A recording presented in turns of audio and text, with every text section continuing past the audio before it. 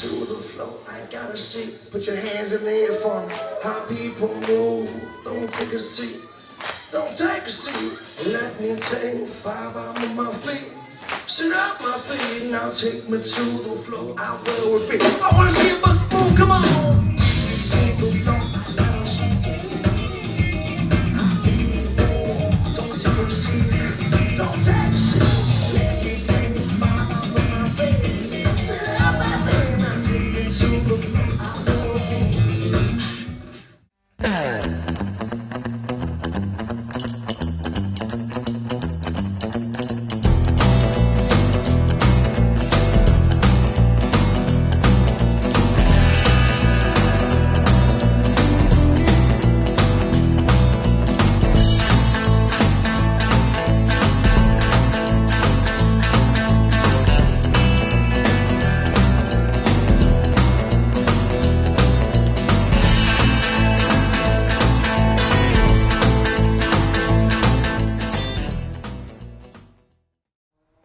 All right, man. Ladies and gentlemen, I'm here with Harry Valentino.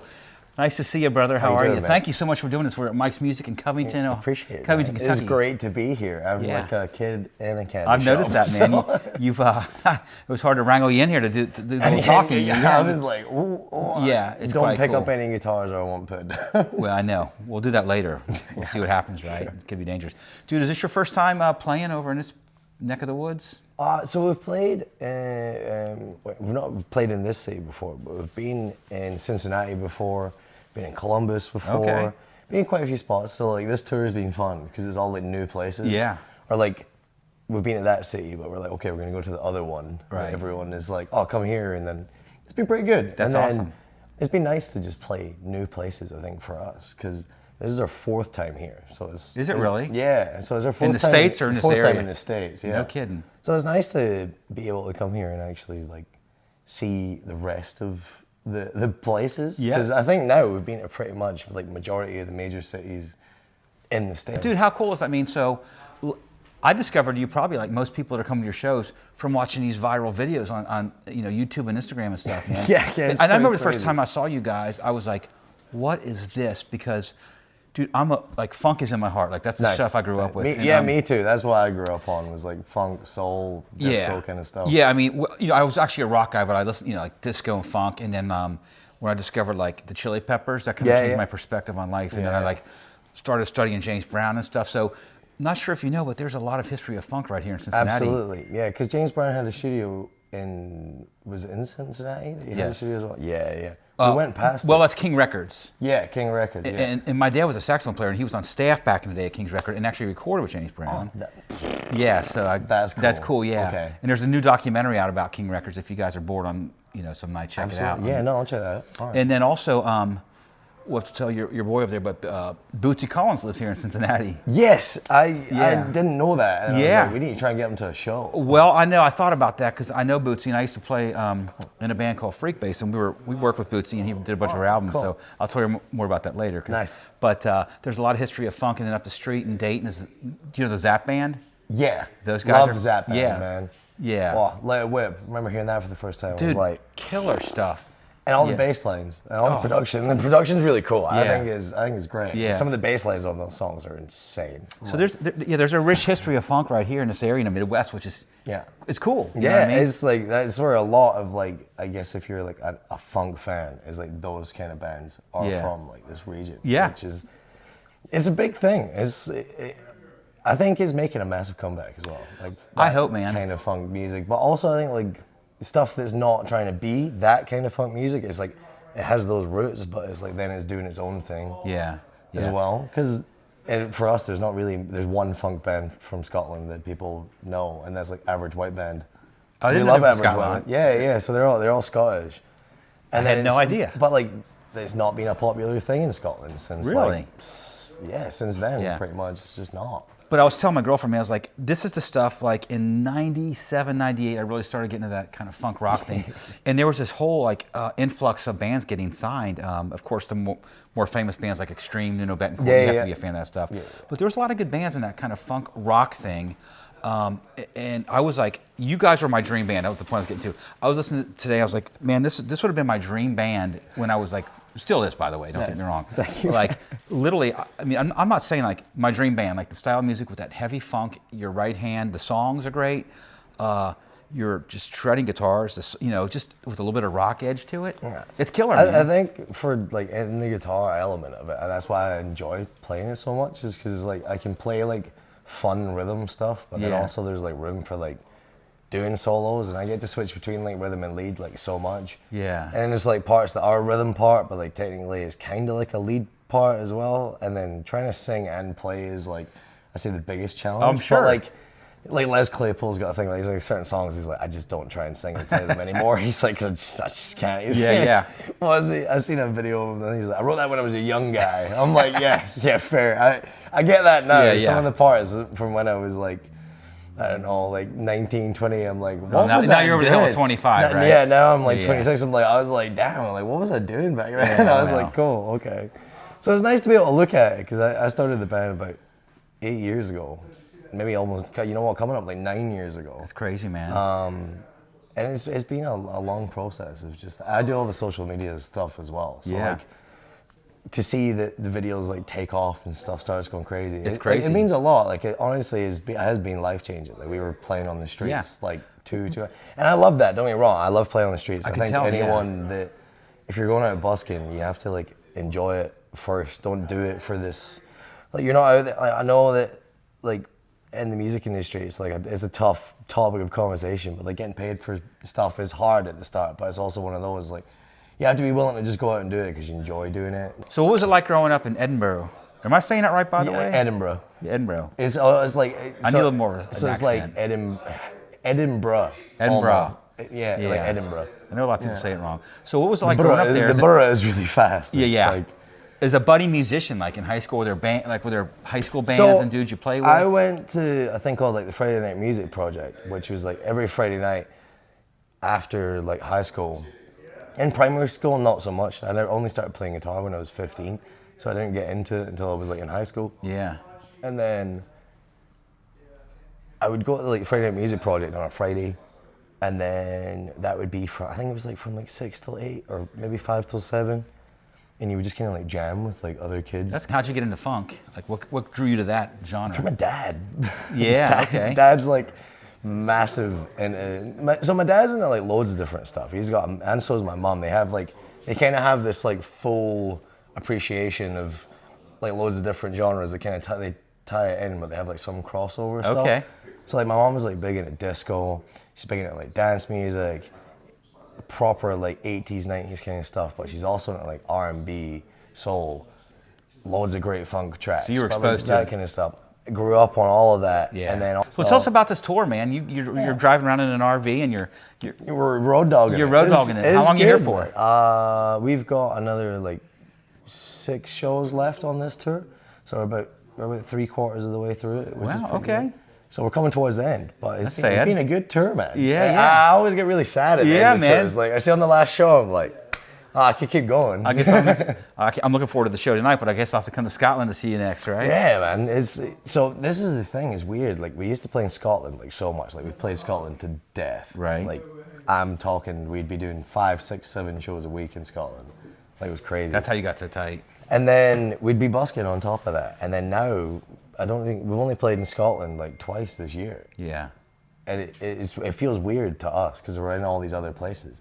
But it's nice to go home, like don't get me wrong. Like I love Scotland to pieces. I love Edinburgh. It's an amazing city. Like I think we have a greater appreciation for it because we're away so much. So it's nice to just check. Hey, you guys want to say hi real quick? Hello. Now I'm getting ready to talk about these guys here. They're not mic'd up here. Well, dude, I'm so excited for the show tonight. We're in this beautiful guitar store here. I think you're dying to play some guitars. I'd love to play or jam, check out your pedal board, do some fun stuff. Yeah. It's over there. It's ready to go. Excited about the show tonight? I can't wait. It's gonna be fun. We're excited. Let's do some jamming. Let's do it. Let's talk about your name for a second, dude. Surely somebody's told me your name is like the coolest name of all time. I'll take that. Harry fucking Valentino, dude. You were destined to be a musician. I decided this too. I was telling my girlfriend, you should have been a musician, which you are, or an actor, Or get this, An a actor would fighter be or a fighter. Yeah, a fighter would be like Harry Valentino, like a man. old boxer or something. You got the name for greatness, so there you go.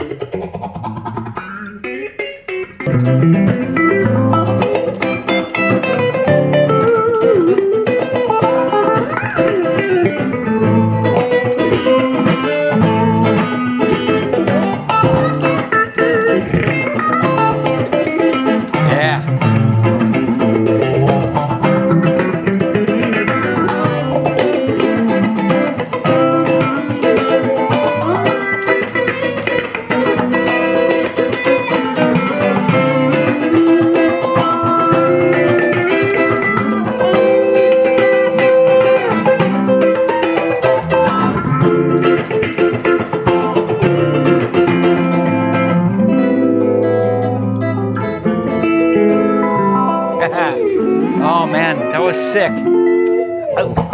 I noticed you do a lot of those chromatic licks too. I watched you do. Yeah. Kind of thing. What's a cool like funk groove you would do with some of those chromatics things like? I kind of when I'm doing like a 16th kind of thing.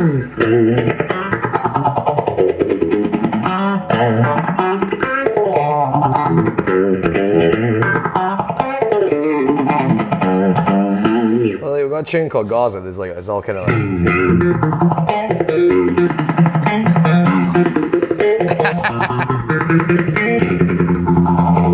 Fuck yeah. Yeah, yeah.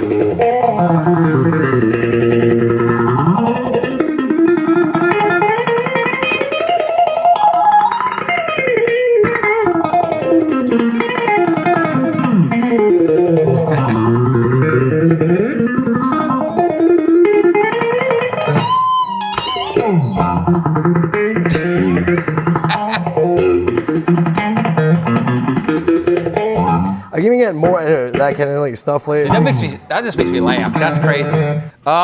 It's all there. Yeah. Give me something. I'm gonna do something kind of standard. I'm gonna play a little funk in E. 2, 3, 4.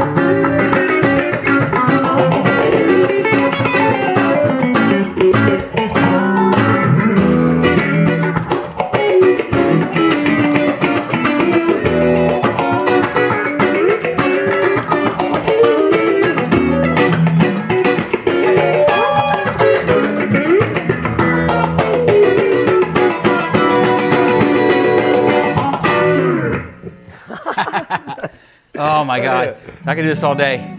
Harry Valentino, thank you so much for joining. Sean, thanks for This having has been a us, pleasure, man, meeting you and just hanging out today. And I'm looking forward Good to the show jams tonight. as well, brother. Great Nice. jams. Yeah, I learned a lot. I can't wait to woodshed some stuff. It's going to be a great show tonight. Anything you want to tell the people, man, before we wrap it up here? Keep playing. Just keep playing. Keep playing funk music. Keep listening. Yes, the Spread future of word. funk right here. We'll put a bunch of links in. You guys, Nice of course, one. got a website, tour dates, all that stuff. Website, tour dates, merch, all the stuff. You can find it. All over the country, all over the world at this point now. Highfademusic.live. That's the one. You can check it all out. We're back in the States very, very soon. Coolest name in the show business, Harry Valentino. Harry fucking Valentino. Thanks, brother. Hey, well, thanks, man. Appreciate you. I've done the exact same thing, bro. They have an ego compressor. You know, I've been searching for one for ages, but I refuse to pay Scottish prices for it. Like, bro, I think you could totally bust I out would the rock song. an Explorer. Like, I totally would. Mudbucker. Just filth. Yeah, that would sound stupid, wouldn't it? What's this? What, the triple? Yeah, but with the Humbug. V headstock and a weird control layout. I'm Harry here wanted to for- know where the rest of the guitar went. Yeah, I was like with this one. I was like, what happened? Oh, it's straight up in it, ain't it? Huh. This reminds me of Trogley's guitar. Where's that? The Trogley guitar guy on YouTube, he just does all Oh. the Gibsons and stuff. Okay. I have to check that out. Yeah, he just buys like old Gibsons and things. Well, not too old Gibsons, not like super vintage ones, Yeah. but like the 70s and 80s ones. I haven't seen one of those. And like all the weird models, like kind of like these kind of things. Yeah. Okay. I think they look quite nice. Some people have like adverse. It's all Used to. it's all personal preference, right, man? That's Graham what- would have a that's what- field day in here as well. I think so. Yeah. He'd be nerding out.